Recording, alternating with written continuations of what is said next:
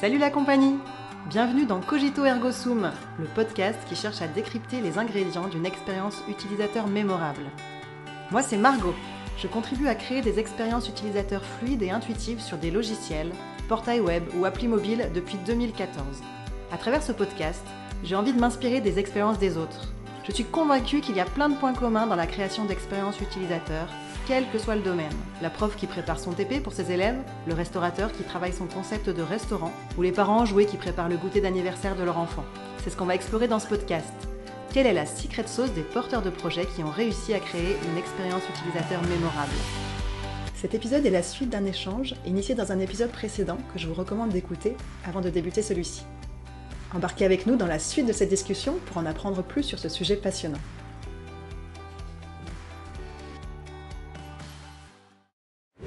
Tu travailles aussi sur l'insertion professionnelle de personnes en situation de handicap. Est-ce que tu peux nous raconter? Et oui, effectivement. Alors ça, c'est une casquette assez particulière que j'ai grâce à mon entreprise. Aujourd'hui, le métier de testeur, c'est un métier qui est ouvert à la reconversion. Parce que finalement, moins on connaît ce qui se passe dans le métier du dev, plus on aura ce regard extérieur. Plus on se rapproche en fait de cet utilisateur final. Du coup,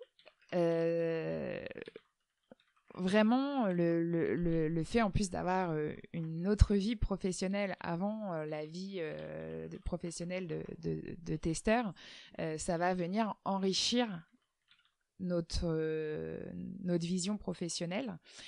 Et en étant très honnête, le monde de l'informatique est un monde où l'inclusion de personnes handicapées est facile. Dans le sens où c'est des métiers qui sont plutôt sédentaires avec des adaptations de postes assez facilitées. Il n'y a pas de port de charge, il n'y a pas de déplacement, de rester debout toute la journée, etc. Donc, il y a une facilité d'adaptation des postes. Et donc, avec mon entreprise, on a créé des pépinières de testeurs, c'est-à-dire qu'en fait, on va monter des personnes en reconversion et handicapées au métier de testeur, mais on va même plus loin, on va les positionner. Donc, je travaille pour une ESN, donc on a des consultants qu'on place chez des clients, et on va positionner chez nos clients ces personnes, mais on ne les laisse pas toutes seules. On va manager toute l'équipe qui va les accueillir au handicap. Et on va faire tout l'accompagnement de la personne pendant presque 1 an sur sa montée en compétences et son bien-être. Et quand je dis manager, c'est pas juste on la pose là, c'est-à-dire qu'à l'avance, on va avoir tout un travail pour développer avec elle ses réels besoins d'adaptation de poste par rapport à son handicap. Parce que bien souvent, on pense savoir, mais on ne sait pas vraiment et on n'ose pas dire. Donc, il y a tout un travail de mise en confiance et aussi préparer les équipes à recevoir la personne handicapée dans l'équipe. Vous faites des formations chez vos clients de formation ou sensibilisation au handicap, ou c'est plus au cas par cas, voilà, cette personne elle a tel et tel besoin et donc Ça va être plutôt au cas par cas parce qu'il ne faut pas oublier que, en fait, on n'a pas le droit de dire l'handicap de la personne et les personnes qu'on accompagne, nous ne savons des fois pas ce qu'ils ont comme handicap. Eh ben oui, on a aucune obligation en tant que personne handicapée de dire nos problématiques de santé. Et c'est ce qui rend aussi toute la difficulté parce que des fois la personne ne souhaite pas le dire et elle a totalement le droit, mais du coup il faut réussir à savoir réellement ses besoins, l'aider à les exprimer et préparer l'équipe en conséquence. Et des fois, ça peut être des problématiques en cours de route. On a un collègue, il a un traitement. Alors, j'en parle, il est totalement OK là-dessus, je le cite régulièrement. Il a un traitement, en fait, où le traitement lui fait une baisse d'énergie vers 15 heures. Mais cette baisse d'énergie, elle est médicamenteuse. C'est pas une mauvaise hygiène de vie, c'est pas de la fainéantise de sa part. Il a vraiment un coup de barre médicamenteux à 15 heures. Sauf que 15 heures, c'est un peu le milieu de l'après-midi. Enfin, à 15 heures, il y a des réunions, etc. Et l'équipe, pourtant, avait été informée en amont. Mais au bout de quelques mois, quand il y a eu 2-3 rushs, le fait qu'il ait ce coup de barre à 15 heures, ça a déclenché un petit peu des tensions dans l'équipe. Donc là, on est réintervenu. On a replacé un peu l'église au milieu du village. Et on a dit, OK, maintenant, quelle est votre problématique par rapport à ça ? Quelle est sa problématique à lui, et aujourd'hui, quelle solution on peut mettre en place pour que lui puisse bien vivre ce coup de barre, mais que l'équipe aussi. Et donc, du coup, c'est vraiment du cas par cas. On ne peut pas faire une généralité, et une personne qui aura exactement, on n'a jamais vraiment exactement la même pathologie, parce qu'il y a plein de façons, mais quelqu'un qui pourrait avoir la même pathologie, en fonction de l'équipe, ça ne serait pas du tout les mêmes solutions qui seraient proposées. Ok. Ouais, donc là, on est vraiment, si on revient sur le sujet initial du podcast, les expériences utilisateurs mémorables, là, on parle finalement d'expériences employées que tu essayes de rendre, je sais pas si c'est mémorable, mais en tout cas agréable et épanouissante. Donc, tu as cité, enfin, tu vois, t'as cité quelques exemples. Est-ce que tu as d'autres éléments qui te permettent de t'assurer que ça se passe bien et que les Alors, expériences employées sont de qualité?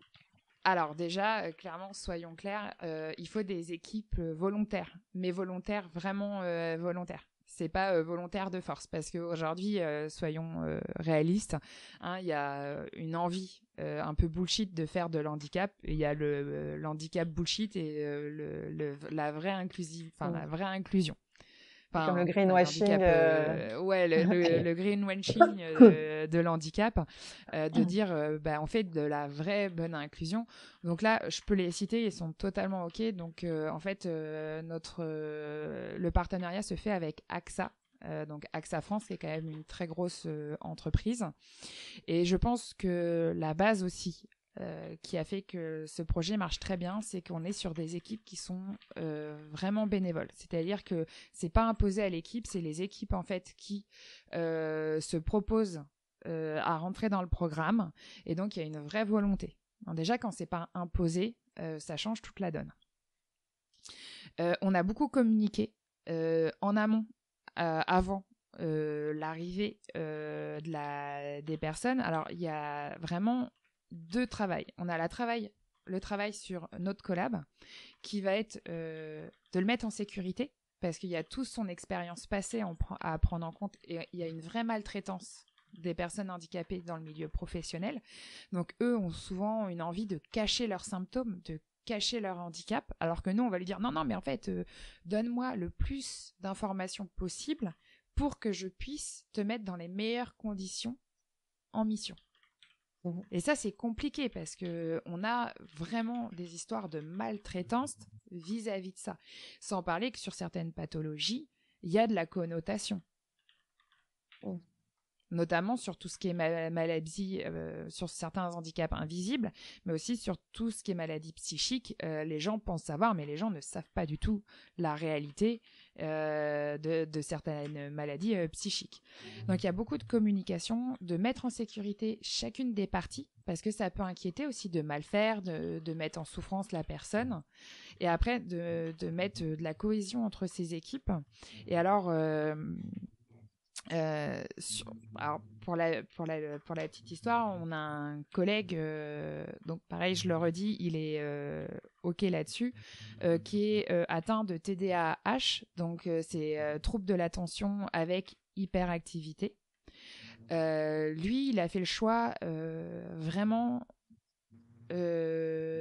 zéro tabou. Il a zéro tabou sur son handicap, il a tout expliqué. Et en fait, il y a vraiment finalement, son handicap a soudé son équipe. parce que bon, il se trouve qu'il y a beaucoup de TDAH dans le milieu informatique. Alors, je n'ai pas de stats, mais c'est un milieu où c'est une pathologie qui ressort assez souvent. Et en fait, ça a pas mal intéressé l'équipe et leur a fait réfléchir sur leur fonctionnement à eux. Ok. Et il y en a pour beaucoup qui se sont renseignés en fait sur la pathologie, qui ont cherché comment mieux fonctionner avec eux, etc.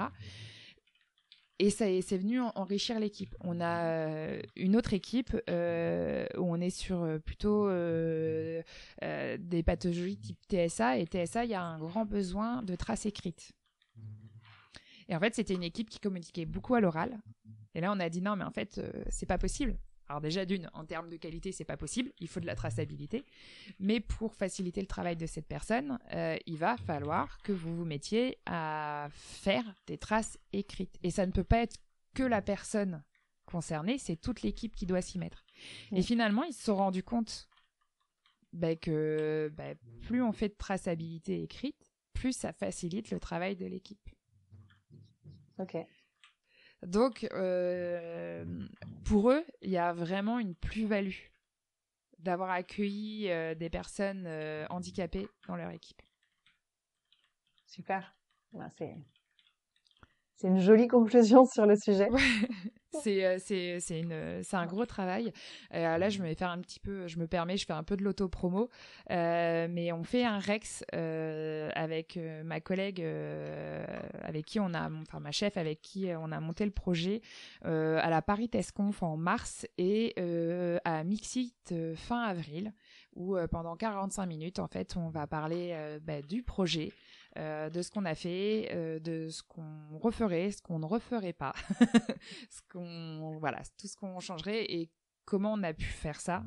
Et essayer de convaincre tout le monde que c'est vraiment quelque chose en quoi nous on croit et qui pour nous a de l'avenir. Ok, génial. Pardon, je me sers de ton podcast Non, pour mais faire mon instant pub. Tu as tout à fait raison. Et autant à la Paris TestConf, ce n'est pas filmé, mais à Mixit, normalement, ça sera filmé. Donc, vous pourrez le retrouver à quelques mois après Mixit sur les réseaux. Génial. Avant d'arriver sur le mot de la fin, tu as eu d'autres métiers avant celui de testeuse logicielle. Tu l'as dit en introduction. Est-ce que tu arrives à faire des liens entre ces autres métiers et ton métier actuel ou celui de conceptrice d'expérience utilisateur, donc le mien, le métier du UX designer? Alors, clairement, c'est même mon cheval de bataille de prouver que de notre métier d'avant, de nos vies d'avant, ça vient enrichir notre métier aujourd'hui. Et d'ailleurs, c'est un petit peu le but de la conférence, si vous avez l'occasion de l'écouter, sur quand la reconversion s'avère plus difficile que coucher un rhinocéros à la demande. Toute la première partie de la conférence, en fait, je parle de mon métier de soigneuse et j'explique en quoi ça a fait de moi une bonne future QA. Parce qu'en fait, tous les jours, alors quand on est soigneuse animalière, ça fait un peu rêver les gens, hein. On nous imagine caresser des animaux à longueur de journée, pas du tout. Il faut savoir que 90% de mon temps de travail, c'était de ramasser du caca. Et alors là, on se dit, mais attends, comment en étant ramasseuse professionnelle de caca, ça a fait de toi une bonne QA? Et ben c'est tout simplement parce que je faisais de l'agilité à longueur de journée. Si par exemple je dois prendre les 4 principes de l'agilité, les individus et leurs interactions plus que les process et les outils, quand on travaille avec du vivant, en fait on a beau mettre un processus en place, si l'animal a décidé de s'enfuir de son enclos à 8h30, alors que nous dans le process c'est pas prévu qu'il s'enfuit, on dit pas oh c'est pas grave, il va rentrer tout seul. Non, on va le chercher. Alors rassurez-vous, il y a des fuites, il y en a pas tant que ça, et que sur des animaux non dangereux, hein. C'est beaucoup de chèvres qui s'enfuient.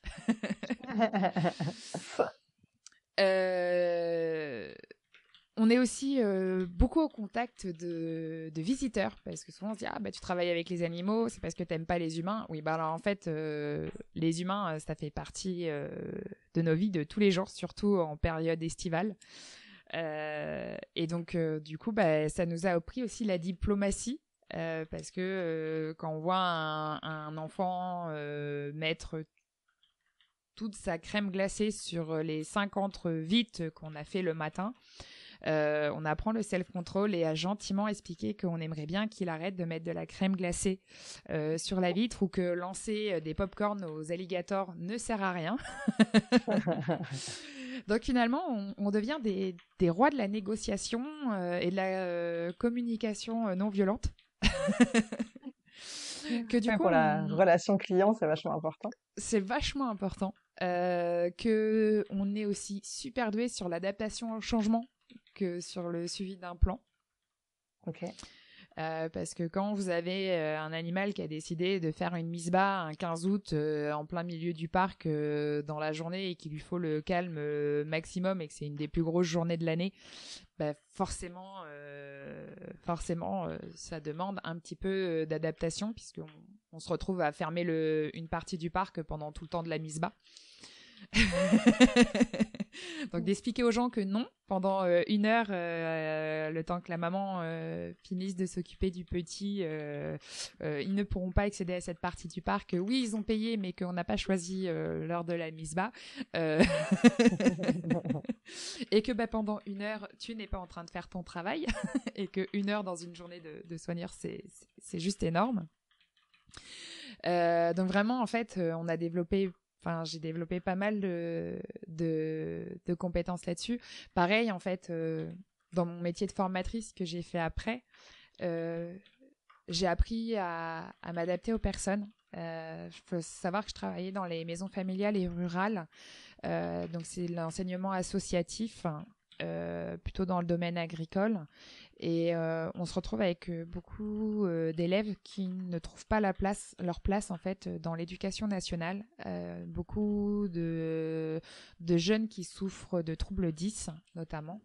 Et donc un besoin d'adaptation en permanence, un besoin de reformuler différemment les notions pour que eux puissent les retenir.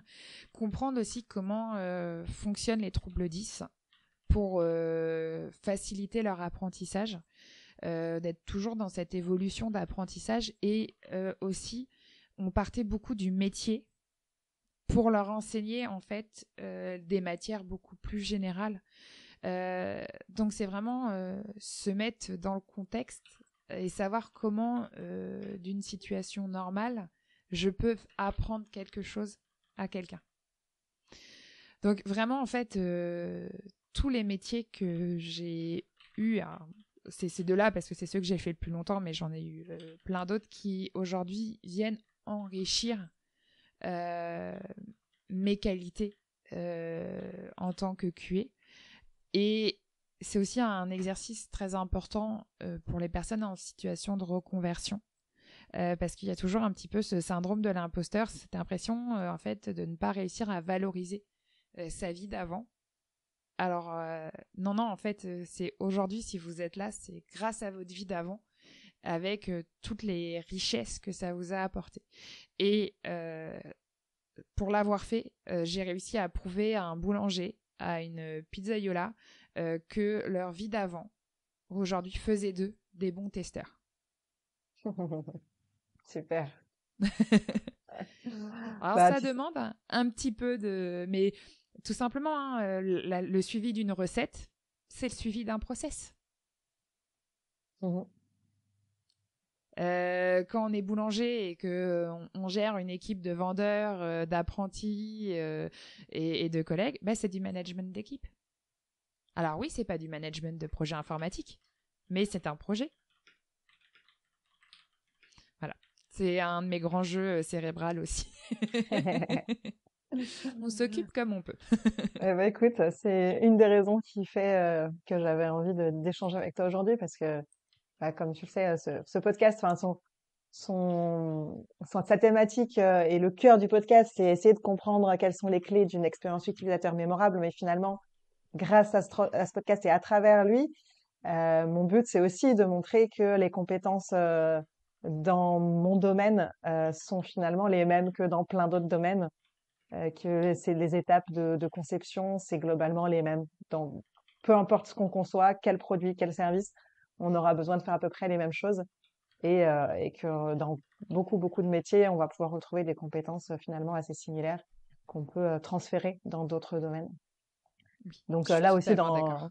dans ce que tu viens de dire, j'entends beaucoup le fait de s'adapter, enfin, de comprendre le contexte et les besoins des utilisateurs, qu'ils soient animaux ou humains, enfin, dans différents domaines, dans différents contextes justement, et puis de Mm. s'y adapter pour leur permettre d'avoir